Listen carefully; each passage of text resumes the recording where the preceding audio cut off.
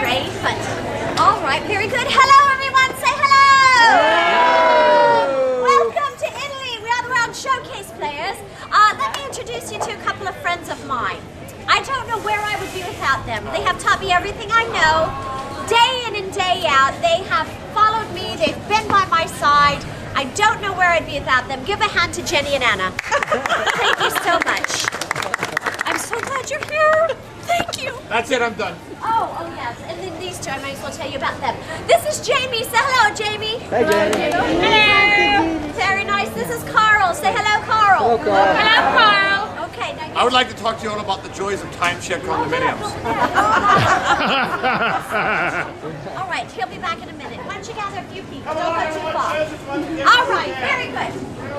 Like I said, we are the World Showcase players. Ta-da! We're now in 3D. See that, Anna? Comes right out at you. You can just grab it. All right, and today, how many of you are familiar with some of Shakespeare's works? You've at least heard one, seen one at some point in your life, right? Very good. Then you'll love this one. Today, we are putting on our very own rendition of Romeo and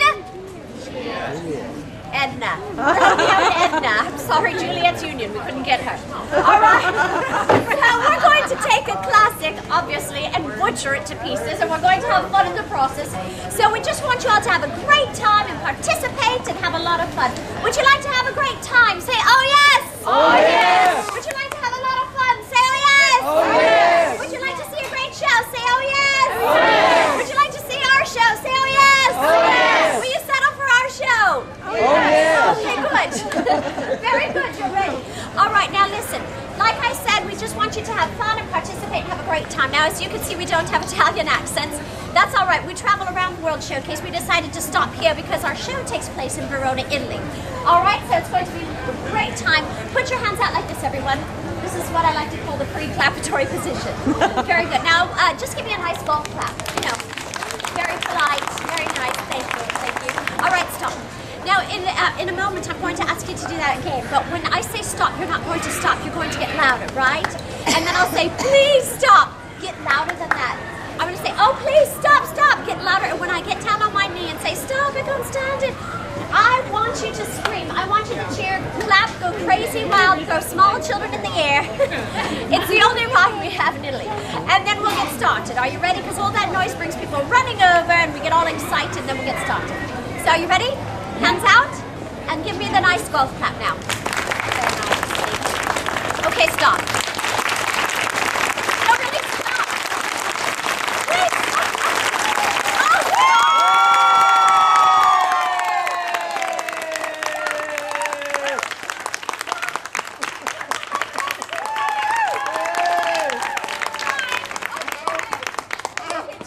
Oh, there's so many people.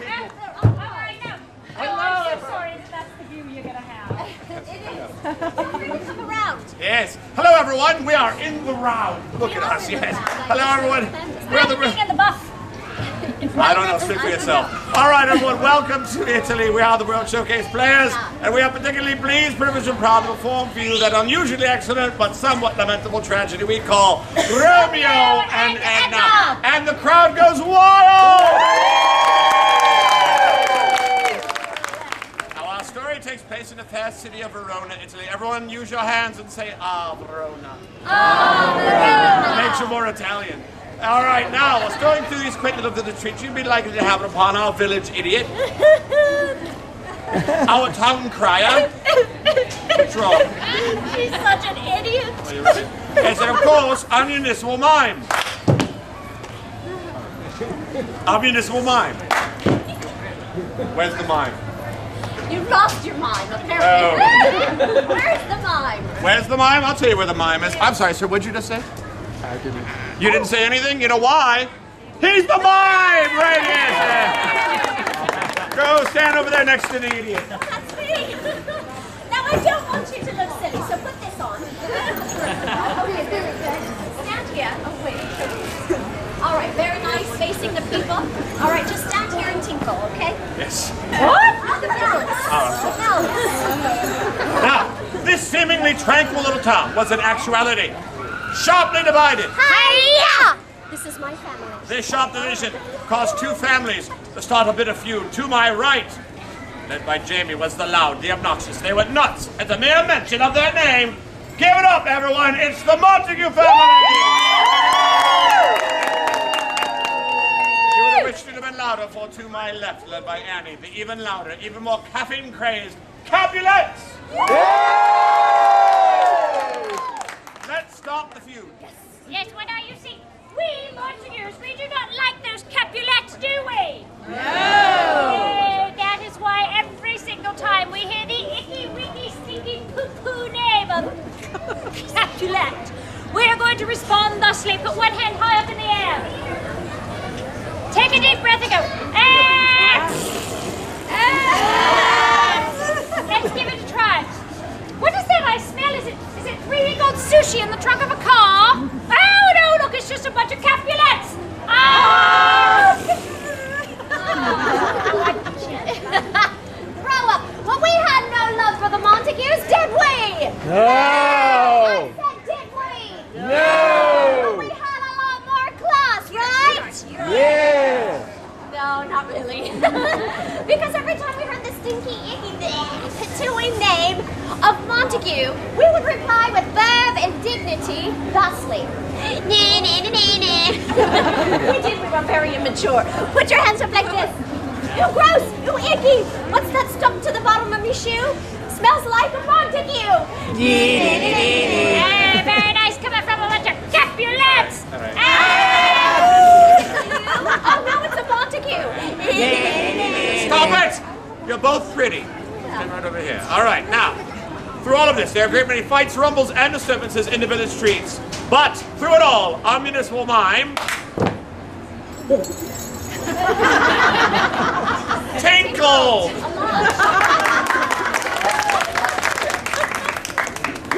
All right. But there was one thing, however, that both families would agree upon. It would be unthinkable for a Montague Montague? and a Capulet, Capulet! or a Capulet and a Montague to ever get married, for if they were wed, their union would form nothing but a capagoo.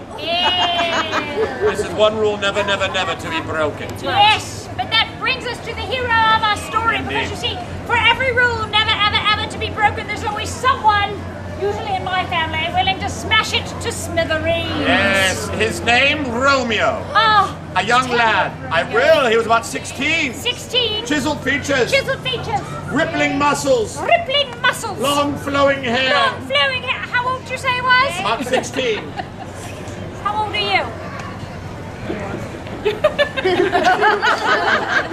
Can he be close? Close to 16? No, just close to me. Look, it's Romeo. 16, you Come with said. me. Watch your step. Watch your step. Believe Now you that. want to stand here and look handsome. All right, very nice. Well, on the other side of the village, there was an extraordinary young woman with an extraordinary name. Indeed, her name was? Oprah. No. Yes. She helped me find my spirits. Yes, She did. Annie. We can't. We don't have Juliet. We can barely afford Oprah. that's All right. true, that's Yes. true Yes. No. It's Lady Etna. She was the most beautiful woman for as far as the eye could see, as Shakespeare would put it. Okay. Oh, she doth teach the torches to burn bright. Oh, it seems she hangs upon the cheek of night. Oh, like a rich jewel in an Ethiop's ear. What is that? Well, it's Shakespeare. I think it means she's one hot mama. Wow, you're absolutely right about that. And where do you find a hot mama? Standing right here, pretty in pink. Etna! She thought she was safe back there. Look, we've got a little toad hopping down the stage. I love that. Here she is. Miss Varuna.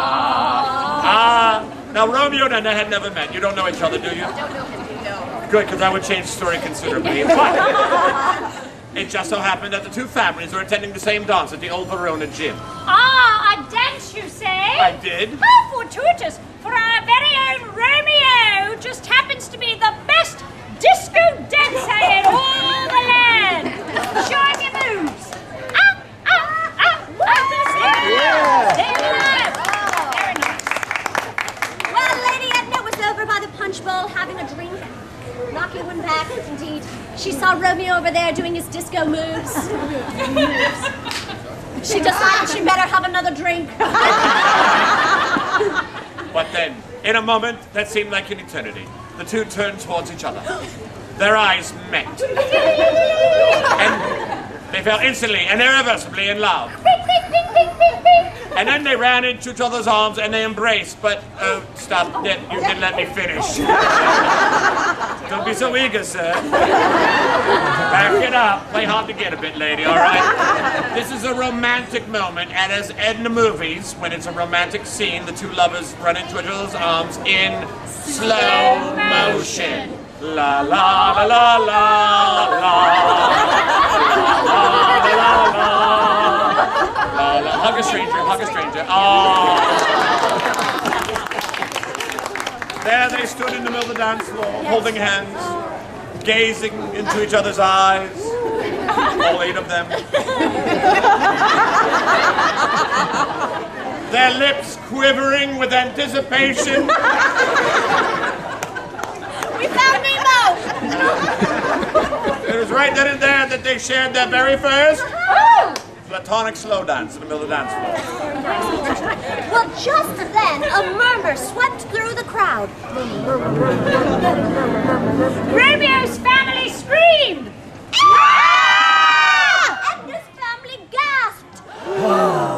It's not unusual to be loved by anyone. Ba-da-da-da-da-da. It's not unusual to have fun with anyone. And the two families told the band to shut up!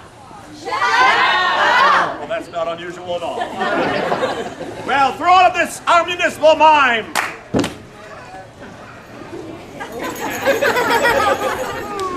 Tinkle! But then Romeo and Edna stopped dancing in the middle of the dance floor. The family shook their fingers at the two children and said, "Hey, you two! Hey, you two! Go to your rooms!" Go to your rooms! Romeo went to the home of the Montagues. Montagues! Edna went to the home of the Capulets. Back in his home, Romeo began to cry. Out loud. Even louder. Wailing and screaming. But then he pulled himself together and he came up with a brilliant idea. He realized it looks just the same. He realized he could no longer be without his true love. So he decided to sneak out of his family's home. He threw open the window. He climbed out upon the ledge. He shimmied across the ledge. Down the latticework. He ran to the town square. It's that one. He looked up at Lady Edna's balcony and he said, "But soft, what light through yonder window breaks."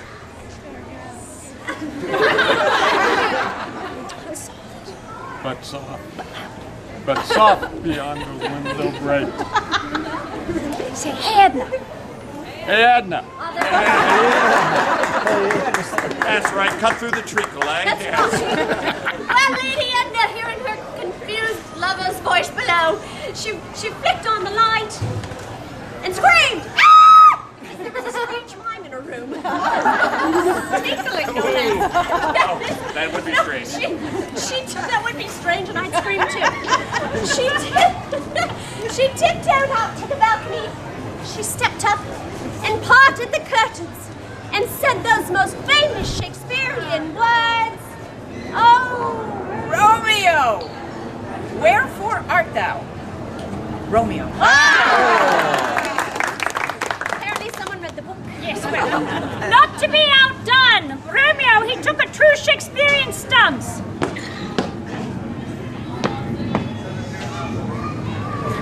Shakespeare, not football. Put one foot behind the other. There you are. One arm towards the balcony. And then, in true Shakespearean verse, he let his presence be known. I'm here. If only they would have taught me this version in high school, it would have been so much easier. It's so much easier. Yes. But then seeing her love down below, Lady Edna decided to leap from the balcony. She stepped off the box, yes. And then the two met each other down here in the town garden. Over here, yes. Holding hands, once again gazing into each other's eyes, with a voice filled with passion, Lady Edna said, "Oh, Romeo, I would rather die I would rather die than be apart from you, than be a part of you. my little squishy tush." But then Romeo, realizing that meaning the proud, no practical, said, "Hey, Edna, baby, let's fake our deaths, Fake our death. and the families will leave us alone for good. And I'll leave us alone for good. My hot mama." Yes. And at that, Lady Edna began to weep uncontrollably, tears of joy. You can turn on a dime, can't you, Lady? So it's right then and there that Romeo Montague and Edna Capulet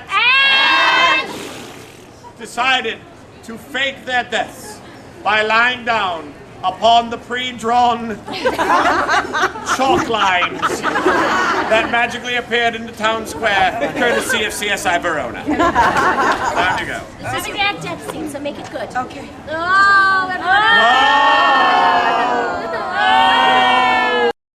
Oh, wow, they went down quick. Chicks. There they lie. Lay.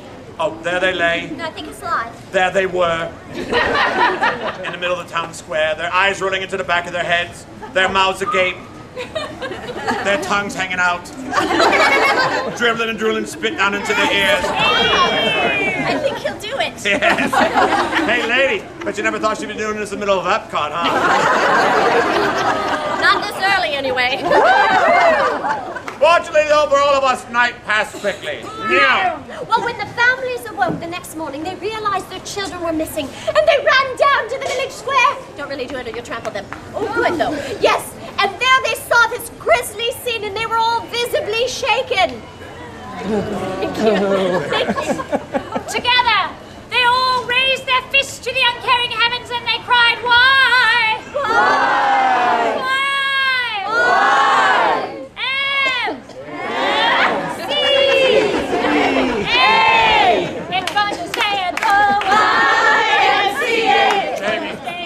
Jamie, what are you doing? This is a tragedy.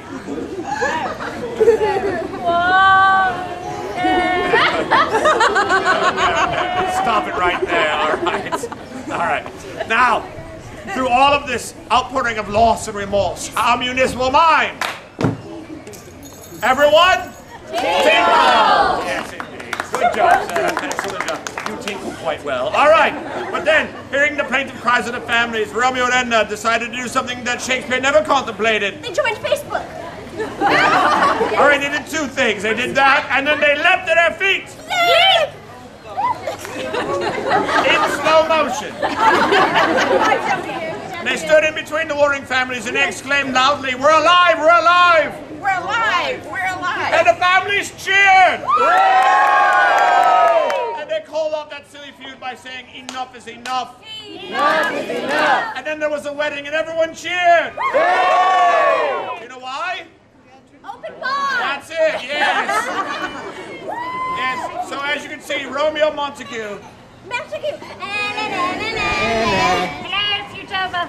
Oh, we're still bitter. Yes. Romeo Montague, Lady Edna Capulet, and the two families could all now live Happily ever after. But for the first time in mime history, the mime broke all mime tradition. First, he ripped out of the invisible box that was surrounding him. He walked against the wind. He used the invisible rope to pull himself to center stage. And then he faced the audience and said two words that would end this show. He said, The end. "Hey!" Ladies and gentlemen, the stars of your show!